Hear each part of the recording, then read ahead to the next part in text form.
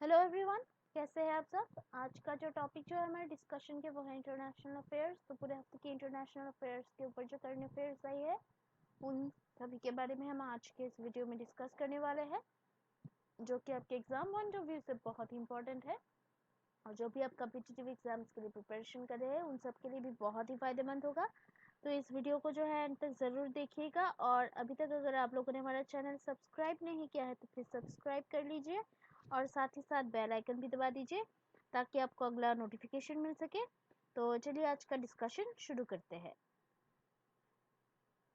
तो आज का पहला जो टॉपिक जो है,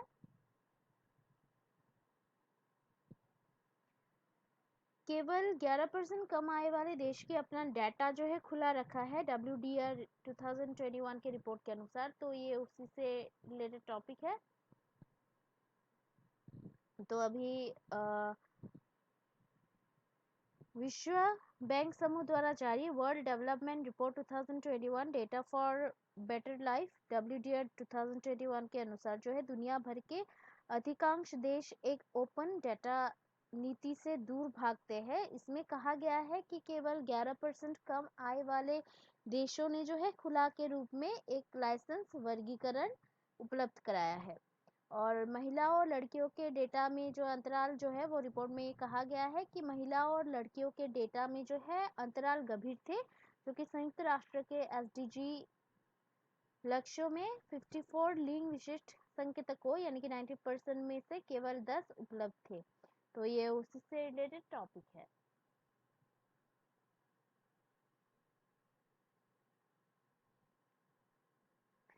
देन उसके बाद और एक जो टॉपिक जो है स्टेट शिप टनल, विश्व की पहली शिप टनल का निर्माण जो है नॉर्वे में किया जाएगा।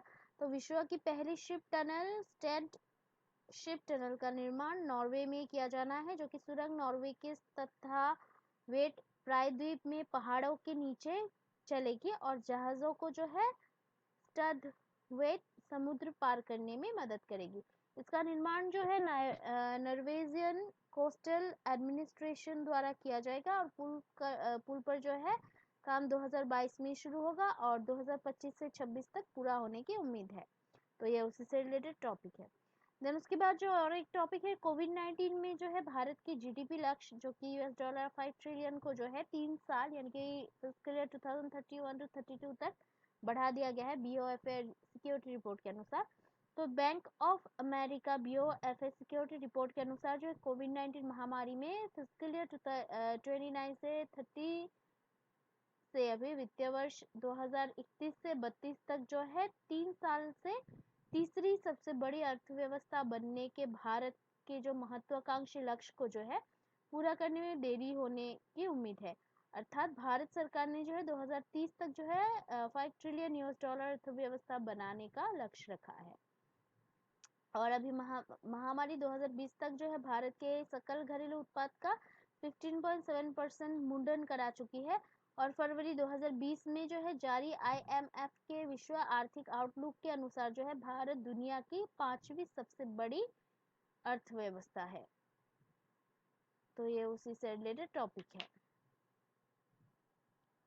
तो अभी नेक्स्ट जो टॉपिक जो है, भारत जो है अभी अपने 2022 रिन्यूएबल एनर्जी कैपेसिटी टारगेट्स को जो है मिस करे GWEC रिपोर्ट 2021 के अनुसार।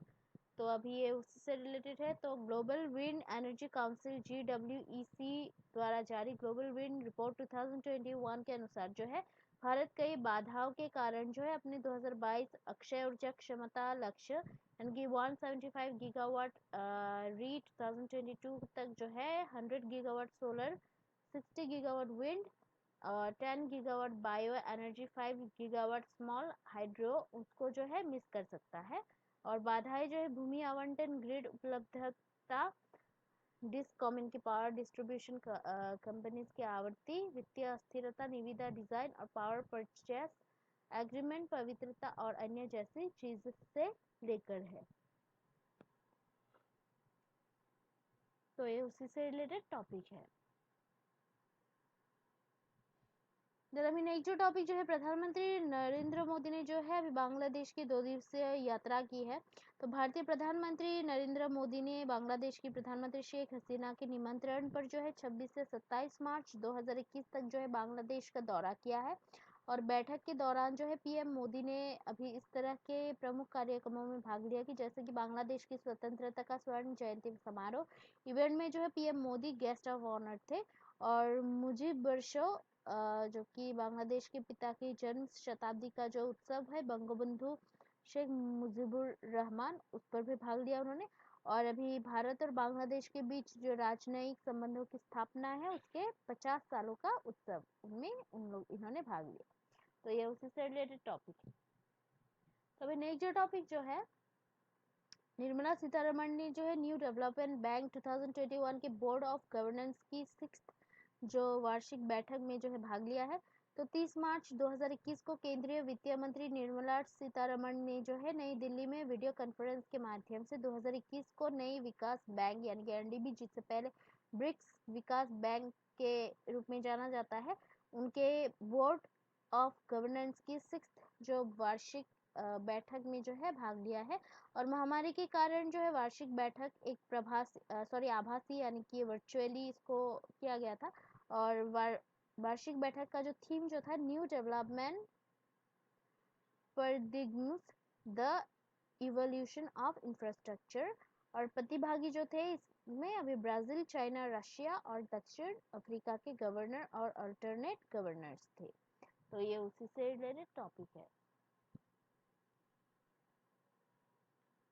देन उसके बाद और एक जो टॉपिक जो है, अभी फेसबुक और गूगल ने जो है यूएसए को दक्षिण पूर्व एशिया से जोड़ने के लिए जो है भूमिगत केबल स्थापित करने की योजना बनाई है। तो फेसबुक ने जो है यूनाइटेड स्टेट्स ऑफ अमेरिका को दक्षिण पूर्व एशियाई देशों के साथ अंडरसी केबल के माध्यम से जोड़ने के लिए जो है गूगल और अन्य क्षेत्रीय दूरसंचार कंपनियों के साथ जो है साझेदारी की है। और ये जो भूमिगत केबल सिंगापुर, इंडोनेशिया, उसमें इंटरनेट कनेक्टिविटी में सुधार करेंगे। प्रारंभिक चरण में जो है 2 अंडरसी केबल एको और बिफ्रोस्ट ट्रांस प्रशांत क्षेत्र में एक विविध समुद्री मार्ग के माध्यम से इंडोनेशिया के साथ अमेरिका को जोड़ेंगे। तो ये उसी से रिलेटेड टॉपिक है। तो अभी नेक्स्ट जो टॉपिक जो है वो है भारत जो है 156 कंट्रीज में से 140th रैंक पर रहा है WEF की ग्लोबल जेंडर गैप रिपोर्ट 2021 में। और आइसलैंड जो है वो सबसे ऊपर है यानी कि टॉप पर है। तो ये उसी से रिलेटेड टॉपिक है। तो अभी वर्ल्ड इकोनॉमिक फोरम WEF के ग्लोबल जेंडर गैप रिपोर्ट 2021 के 15th एडिशन में जो है 0.625 करोड़ 625 के स्कोर के साथ जो है भारत 156 देशों में से 140 स्थान पर है। और आइसलैंड जो है दुनिया में 12वीं बार वो सबसे अधिक लैंगिक समान देश है, जिसके बाद फिनलैंड और नॉर्वे है। भारत जो है 2021 में 28 स्थान फिसल कर 140 पर आ गया है। और 221 में जो है ग्लोबल जेंडर गैप स्कोर 67.7% पर खड़ा है। और ये अंतर लगभग 0.6% अंकों से चौड़ा हो गया है। तो ये उसी से रिलेटेड टॉपिक है। देन उसके बाद और एक जो टॉपिक जो है, डॉक्टर हर्षवर्धन ने जो है पहली world immunisation and logistics summit 2021 में भाग लिया है। तो होप कंसोर्टियम का पहला जो world immunisation and logistic summit 2021 संयुक्त अरब अमीरात के अबू धाबी में आयोजित की गई। और डॉक्टर हर्षवर्धन ने जो है virtually focus on Asia vaccine production and distribution offers Asia पर जो है अंतिम पैनल चर्चा में भाग लिया है। होप कंसोर्टियम को वैश्विक टीका वितरण के लिए जो है स्वास्थ्य विभाग अबू धाबी द्वारा लॉन्च किया गया था। तो ये उसी से रिलेटेड टॉपिक है।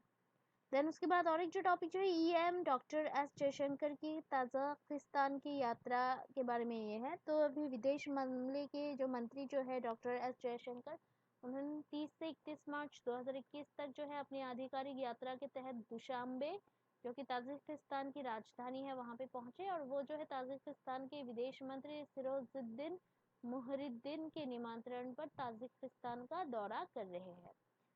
और यात्रा के दौरान जो है ईएएम ने ताजिकिस्तान के राष्ट्रपति इमामाली रहमोन, ताजिकिस्तान के रक्षा मंत्री कर्नल जनरल शर्ली मिर्जा और ताजिकिस्तान के विदेश मंत्री सरोजुद्दीन मुहरिद्दीन के साथ जो है विचार विमर्श किया है उन्होंने।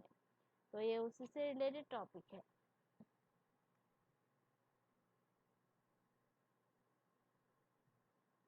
देन हमें नेक्स्ट जो टॉपिक जो है 2020 में जो है 25.5 बिलियन रियल टाइम लेन देन के साथ जो है भारत डिजिटल भुगतान में टॉप स्थान पर बरकरार है, एसीआई रिपोर्ट 2021 के अनुसार।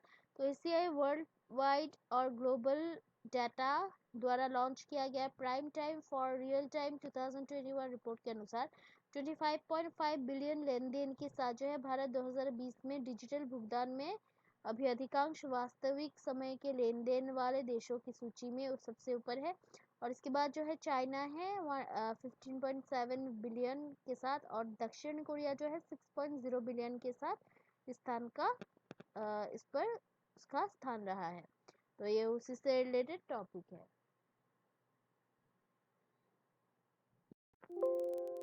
तो आज के लिए इतना ही है। कल हम फिर मिलते हैं नए टॉपिक के पूरे हफ्ते के करंट अफेयर्स के साथ। तब तक के लिए जो है हमारा चैनल देखते रहिएगा, लाइक शेयर सब्सक्राइब करना प्लीज मत भूलिएगा। तो अगर सुझाव हो तो कमेंट करना प्लीज मत भूलिएगा, क्योंकि आपका जो सपोर्ट है वो हमें बहुत ही मोटिवेट करता है हार्ड वर्क करने के लिए। So please keep watching our videos, like share and subscribe. Take care, Jai Hind.